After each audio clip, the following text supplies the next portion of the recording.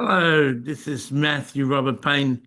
I hope you are in a good place with this message. Just like cleaning off my mouth there. Maybe this message will help you clean something off your system. Perhaps not, because people really love what they're taught.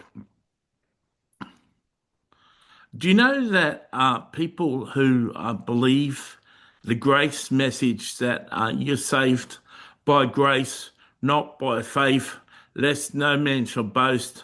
They believe a message that you don't have to obey Jesus, you don't have to be holy, you don't have to stop sinning, you don't have to do anything to receive God's grace. It's a free gift.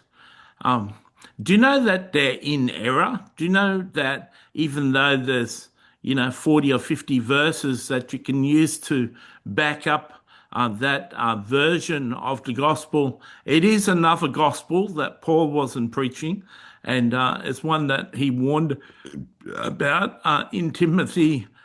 Timothy warns that in the last days, people will heap up teachers to themselves that itching ears. The thing about an itch, I was taught by a great teacher, is that even though you know you shouldn't itch it, you actually do itch it.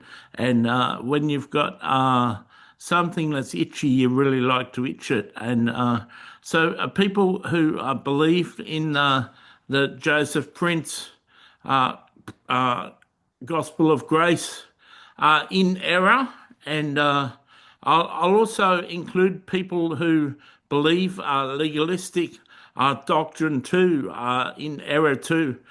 People who believe the prosperity doctrine, people who believe you can give 10% of your money to God and then spend a whole other 90% of your money on yourself are deceived too.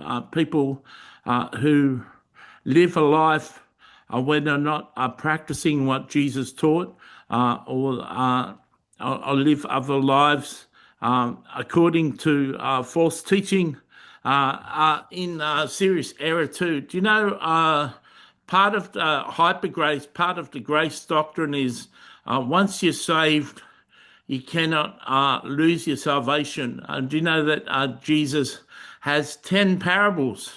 He's got 54 parables altogether, but 10 of his parables address two sets of Christians, the wise virgins and the foolish virgins. Can you tell me that the foolish virgins actually went to the party and got admitted into the wedding supper of the Lamb? Can you tell me that the foolish builders didn't have their house crushed? Can you tell me that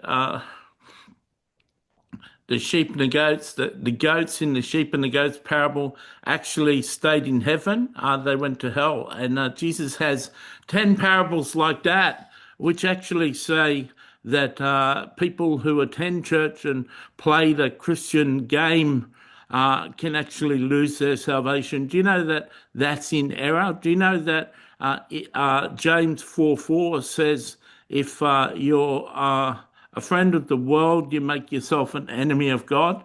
Do you know that it says in Revelation that if you're friends with the world, you become lukewarm? Do you know the lukewarm get vomited out of Jesus' mouth?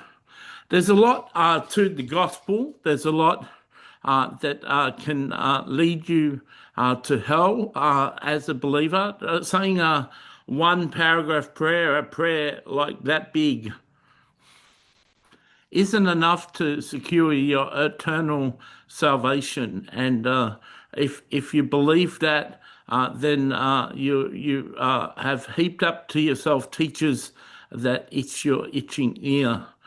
So here, that were some of the things that people who teach a teaching that itches your itching ear teaches. I've got a book called The Parables That Disqualify You from Heaven. I'd encourage you to spend 99 cents and make sure you're not on the wrong side of each of those parables. That book is co-written by Tolu, Tolu, Sarah Johnson, So if you look up the book by Matthew Robert Payne and Toulouse Sarah Johnson, the parables that disqualify you from heaven, and take steps to change your behavior and steps to change yourself so you're not found in one of the categories that doesn't go to heaven. Now, there may be people who want to comment on this video and say that I'm wrong.